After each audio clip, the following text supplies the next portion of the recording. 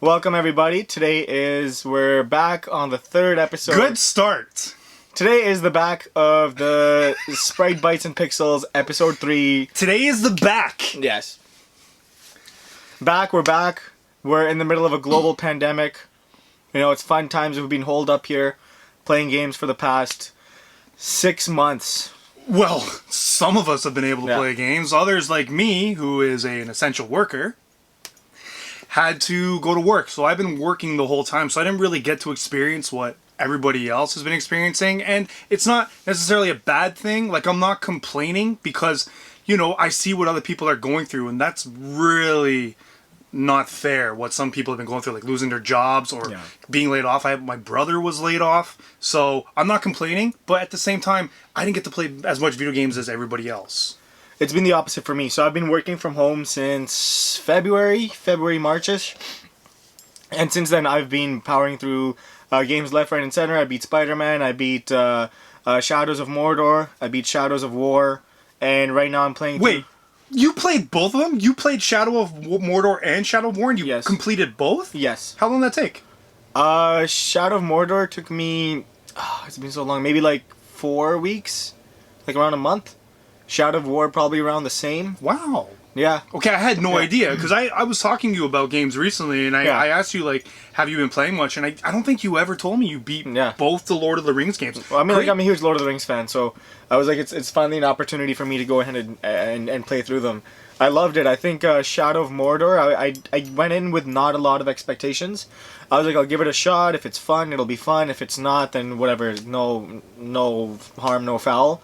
Tried it out. I loved it. It was such a great game. And initially, you know, when I start any new game, I just go in head first and I try to fight everybody I can, see how difficult it is. And I will admit, I got my ass kicked quite often. There are some tough enemies, and it's kind of got that like that Batman combat where you have to press block at a certain time. You have to you kind of have this flow of combat. If you ever played any of the Arkham games, it's got the same combat. And yes, the Shadow of Mordor and War games are really good. They got like a open world feel, kind of like Horizon Zero Dawn in a way, but not completely. And yeah, they're really neat games. And a really cool action system. So I love the battle system. Really nice side quest. If you want to go ahead and spend a lot of time beating the game, you can do that. Or if you just want to power through the main storyline, you have that option as well. So I like that. Currently I'm playing through Ghost of Tsushima. I have been telling Wilson to play it ever since I got the game, and it's been like a month now. I really want to play Ghost of Tsushima, but I'm holding off.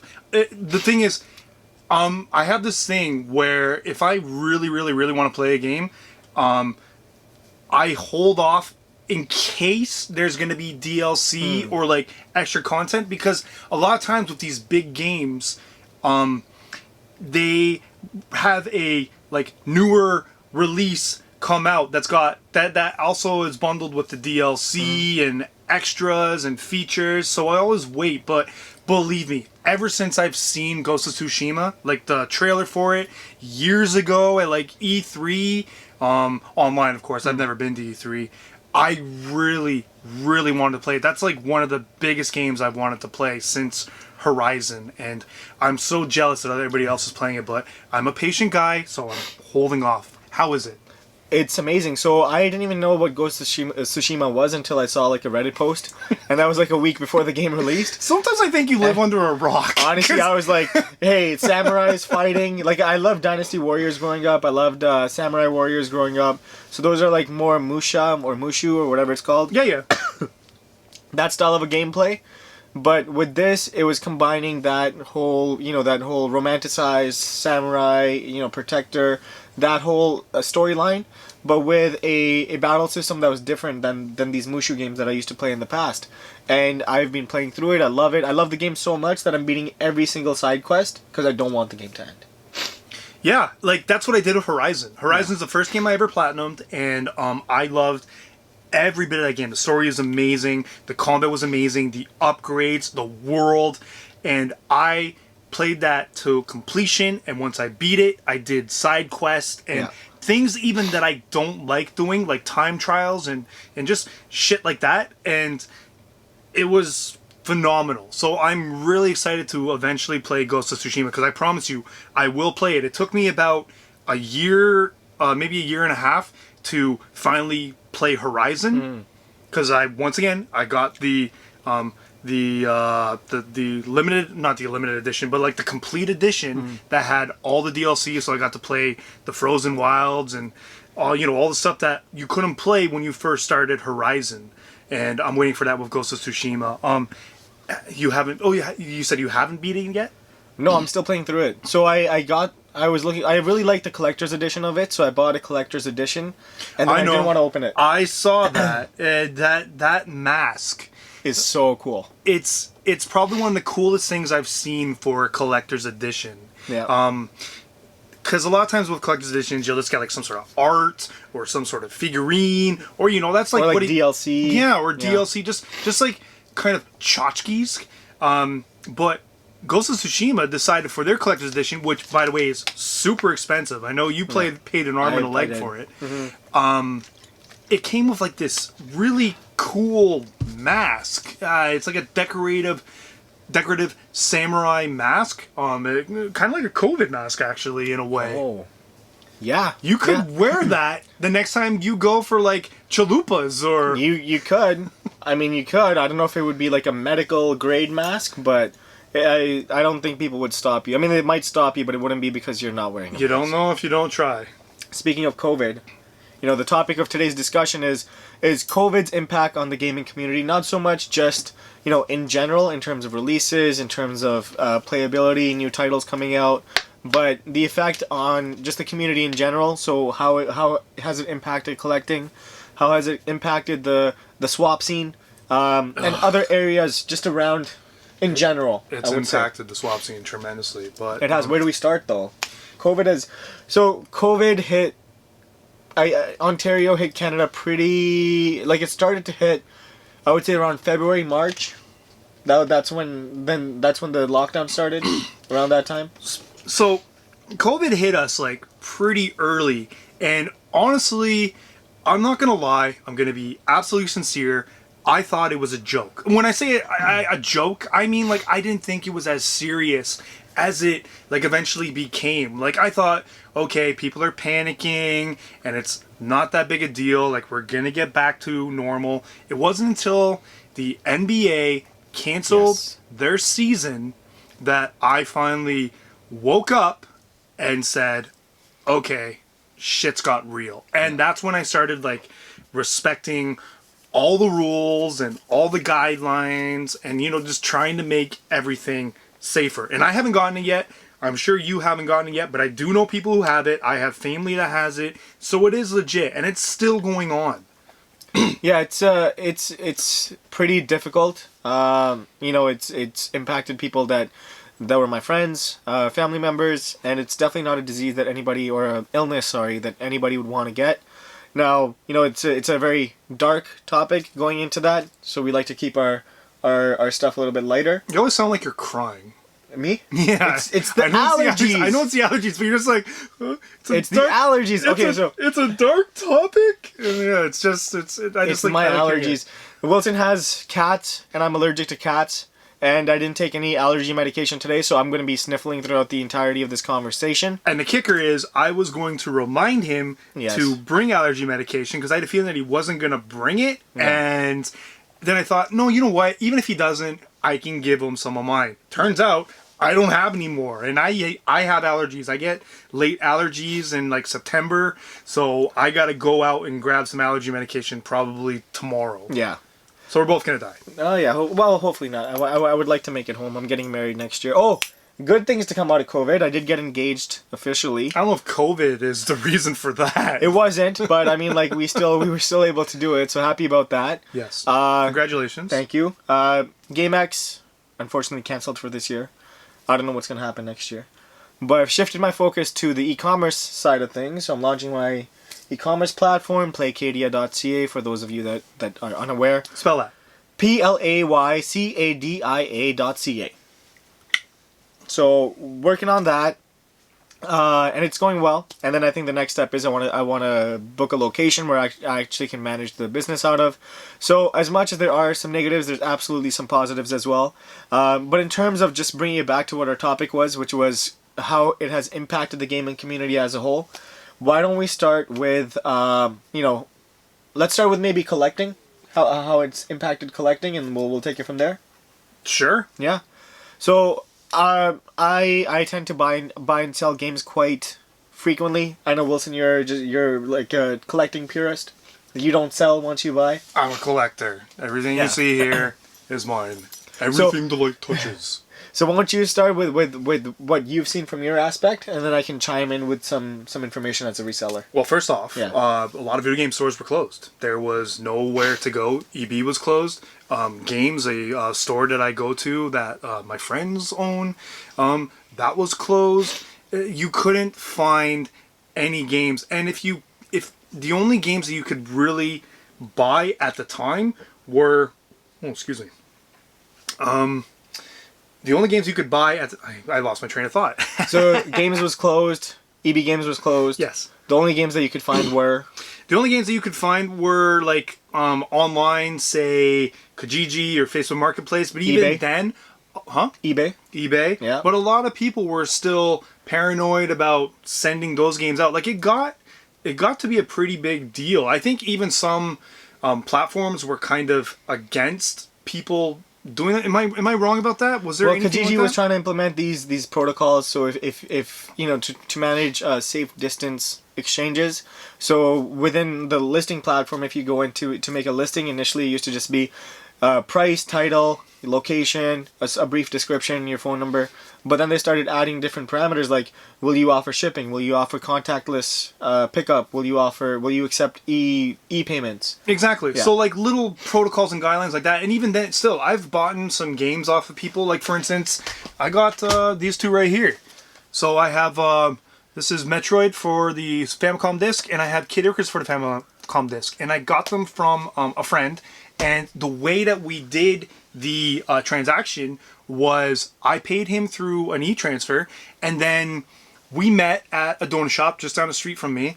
But we both had masks on, and the whole process was I drove there, he drove there, he came out with a bag, he put it on the ground, and I walked up and I picked up the bag after he was with out of reach. And this was maybe not even a month ago. Maybe well, I'd say maybe a month ago.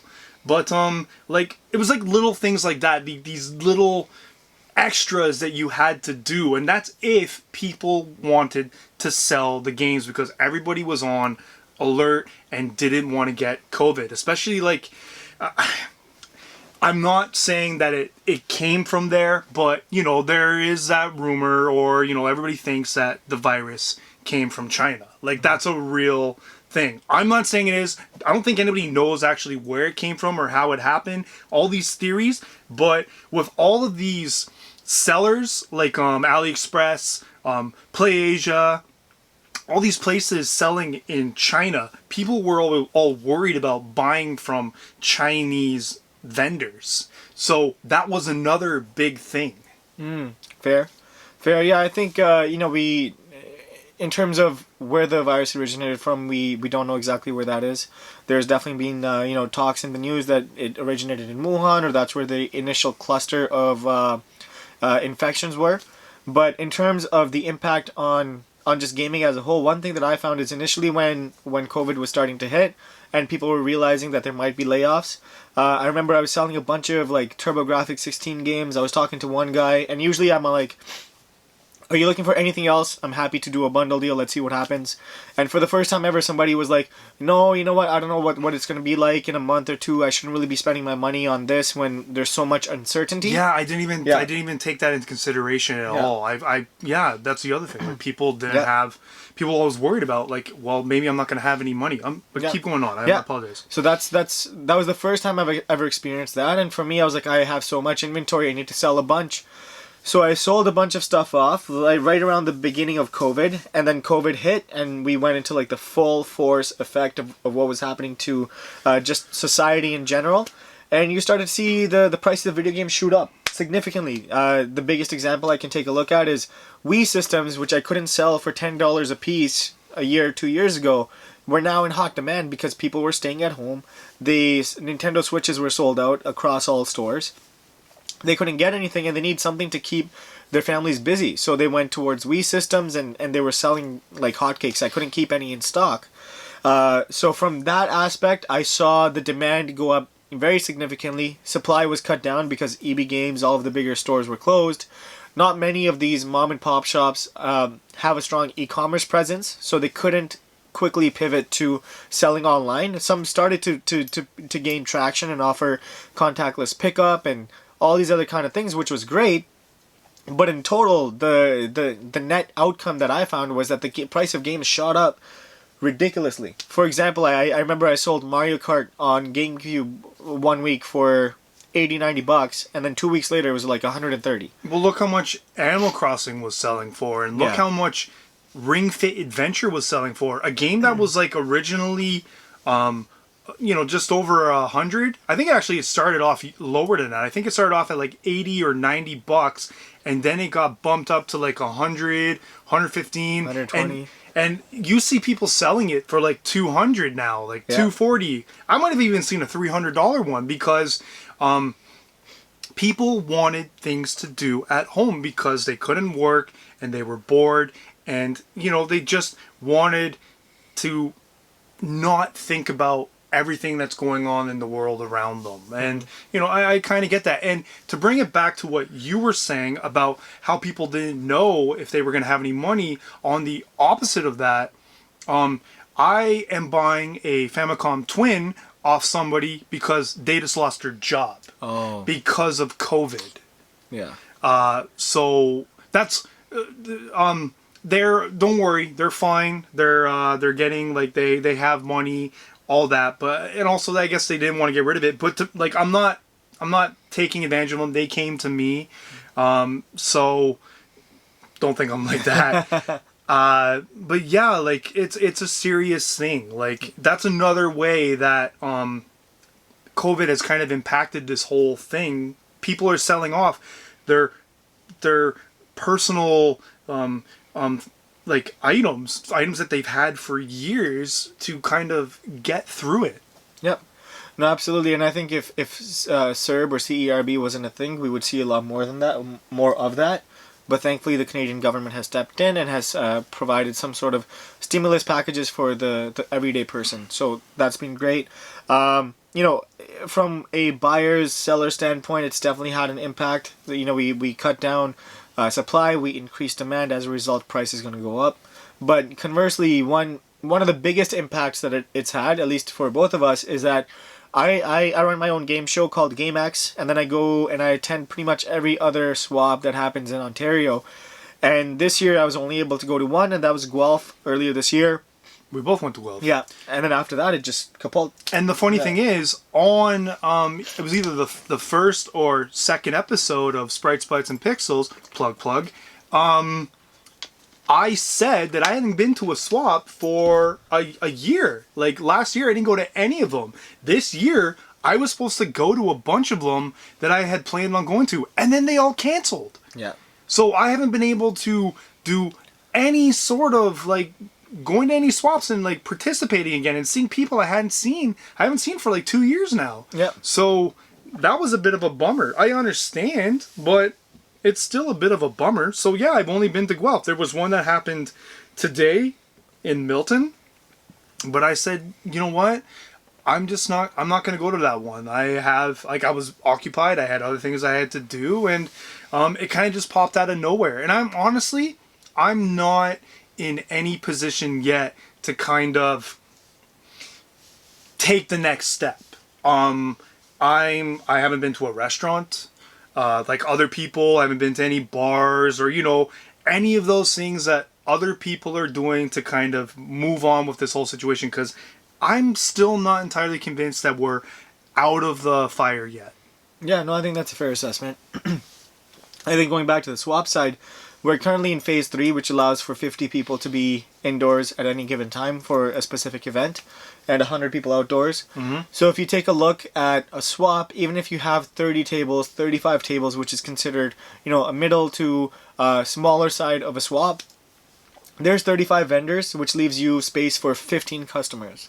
Now, if a swap typically runs for 4 to 5 hours, that set of 15 customers that's going in, if they spend an hour going through all of the tables, taking their time, seeing what they want to get, then that gives you 4, possibly 5 turnovers of customers. So in total, you're saying maybe 45, 60, 75 at most people go through and actually attend the swap as customers. And I think, as a promoter, it makes it very difficult, because the biggest thing that you want is you want to make sure your vendors are satisfied, and you can do that by driving more foot traffic through the doors. And you want to make sure that your customers are satisfied by ensuring that there's good vendors. So as a result, with only having the ability to have 50 people indoors, it just makes it very difficult for these creators to create these kind of events. Also, I don't think people are fully on board yet. Like, for instance, the swap that I mentioned earlier, Milton, that happened today, 3 of those vendors were late. So I don't think everybody's still in that mindset yet to get to the next step, because it doesn't sound like everybody's still on board yet.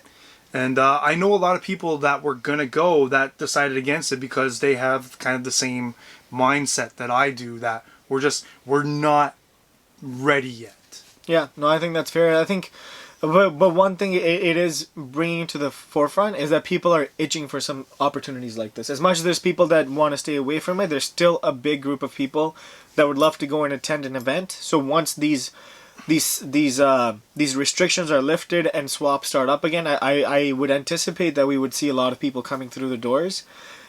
Just seeing the state of things right now, I don't know if that's going to be next year. Maybe we'll have to wait until the vaccine is out. But, I hope that things can go back to some sense of normalcy. But one thing that we have to be cognizant of is, normal might be very different once we have a vaccine as opposed to what normal was before we were hit with the virus. Enlighten me. What do you mean by a different normal? I would say that, as somebody that buys and sells a lot, I used to always start and end a transaction with a handshake.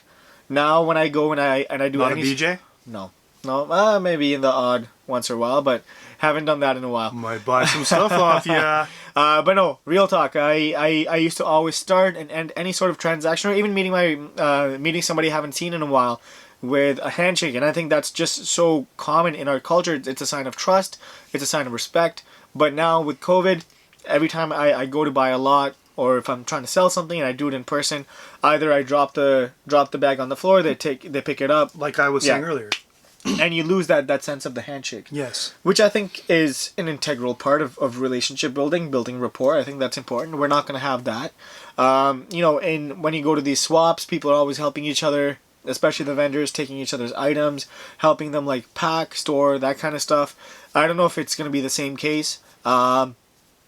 Sometimes you see people sharing a thing of fries, and it's like, hey, do you want some fries? Are you hungry? I know you've been vending all day.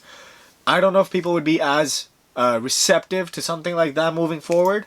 And just in general, we're so used to just wearing masks now. I don't know if that's something that's going to change. How quickly are people going to mentally be ready to congregate in... I can't... My allergies Congregate, okay. Congregate. How quickly will they be able to adapt to a new environment or a new whole... let's say there's an event that's happening. 1,000 people are expected to be there. Okay. I don't know if everybody would be ready to take that step, especially if you have somebody at home that has a compromised immune system, or they're older, or they're really young, and if they do get this virus, it'll have a pretty big impact on them. Whereas others that are healthy, that are relatively young, they could get the virus and recover, but then you also don't want to be an asymptomatic carrier for the virus and take it to somebody that you care about. I think these are considerations we have to think about. You're making me really think. You realize that, right? About what? just I was listening to everything you were saying. It's all up here now, and I'm just kind of rolling, running the gears through my head, and I'm like, yeah, that's a lot. It's a lot to take in. It is, but I think when you take a look at video games, why do people play games? It's a great form of entertainment, but it's also a great form of escapism. Yeah, it takes you away. I think you've mentioned that before in one of the other podcasts.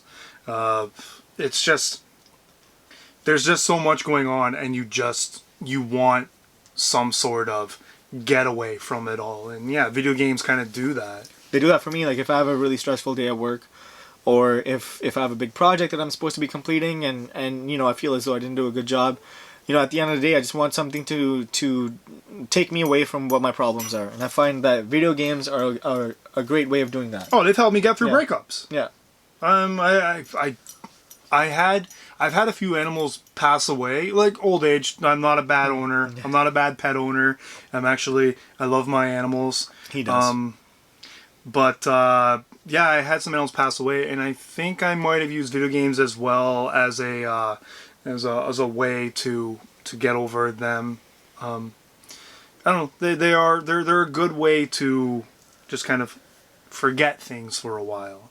Absolutely. And I think the other escapisms that we can take a look at are movies, so cinemas, or television, and yeah, like initially 12 Monkeys, Outbreak, Virus. I think there was one called Virus.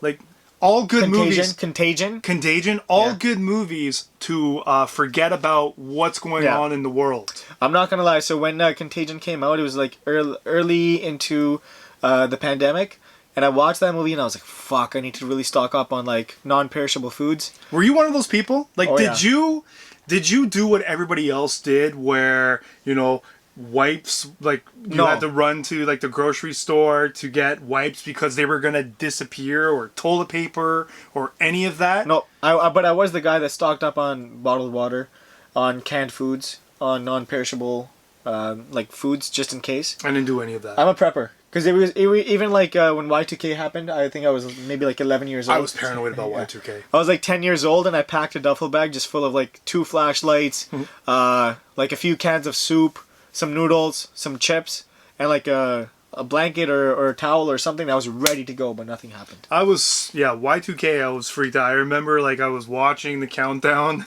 and when it got to 1, I was like, oh man, and then it just passed, and I was good again. But yeah, for some reason, like Y2K made me really think something was gonna happen. Yeah. Yeah, but I didn't like jump at anything for this pandemic. Even though a lot of people did, and they made it so there was nothing to buy. Like I held my ground. I didn't really go when there were like really long lines and shit like that. I just held my ground. Eventually I had to go to the grocery store, but when I did, it wasn't nearly as bad. Yeah. I mean, and then there's also, I feel as though with COVID, unfortunately some stores have had to close, some video game stores, but they've adopted an online model now, so they do a lot more e-commerce. So that's something we didn't have much of in the past. You would have to go through like eBay or Amazon, but these stores that locals... Or Wish. Yeah. I mean, if you want. But these local stores that people tend to love, and they love the store owners because they know them and they have that relationship. They weren't set up to be selling online, but now they are. So instead of just having a reach in their core geographical location, now they can sell pretty much around the world, depending on who wants to buy the product. Yeah, I know a few people who have taken that approach. You, of course, being one of them, but I know I have other friends who have like developed online stores to kind of get over this. And actually, they did it even before COVID. But do you think COVID had some influence on you starting an online store? Yeah, I would say so. I think so. Gaming is it's always been a passion of mine. I have a full-time job, so I work in marketing, and I love that. I thought Spider-Man was a passion of yours. Yes, Spider-Man's also a passion, but no, gaming is definitely a passion of mine. My background is in marketing, so even when I developed GameX, I wrote some stuff down on a napkin and built it from scratch into an actual show, which I was very proud of. And then the next step I wanted to do is really focus on building a strong, sustainable, well-rounded brand. And it wasn't just about putting some games online on a website and trying to sell them, but it was like building an entire brand. So that was the challenge that I gave myself, Working from home, it gives me a lot more free time. Usually I used to commute an hour 15, an hour 20 minutes each way to work. Now I save, almost 3 hours of my day is saved staying at home, working from home. So I wanted to allocate that towards a new project, and that's where the idea of Playcadia started. I started brainstorming ideas with my fiance in terms of what should I name it. Once I had the name down, then I'm like, okay, let's hit the ground running. Developers are currently building out the website, hoping to launch it on November 1st. Monkeys. Yeah. Very cheap monkeys. Very I'm joking. cheap It's monkeys. actually very expensive. Very expensive monkeys? Yeah. I mean, like, the website is going to cost me a good chunk of cash, but it's okay. Really? Yeah. It's going to be like around, like, just in the development, we're talking about 5,000, plus all of the work around the marketing, the development of the logos, the branding, the guidelines, all that stuff. So it's going to be a project, but, I sold more games in 3 months earlier this year than I have sometimes in like a year. So it's been very good. Where was I? I lost my train of thought. You bought a monkey. Yeah. No. No, I lost what I was talking about. You were talking about monkeys. No, I wasn't. I love monkeys. Wasn't monkeys. You sure? E-commerce. Playcadia. Playcadia.ca. Playcadia.ca. Good things to come out of COVID. My website. I really messed you up. I lost. I don't know what I was talking That's about. okay, because you were saying about when you were developing Game X Yeah. your show. You said you started writing it on a napkin, like you wrote these ideas on a napkin. Yeah. What is it with people writing stuff on napkins? Like I think certain games have been created through a game developer writing on a napkin. I know there's somebody, a famous band, that one day wrote song lyrics on a napkin and became this huge song that everybody knows, and I can't remember what it's called, but trust me, it exists. Like, what is it with people writing on? I don't know. I was at a coffee shop and my brain is always working. So I was like thinking about stuff, and at the time I was like, I like video games. I love video games. I am pretty okay at marketing. How can I put these two together? At the time, event marketing was what my specialization was. So I Napkining. yeah, napkining.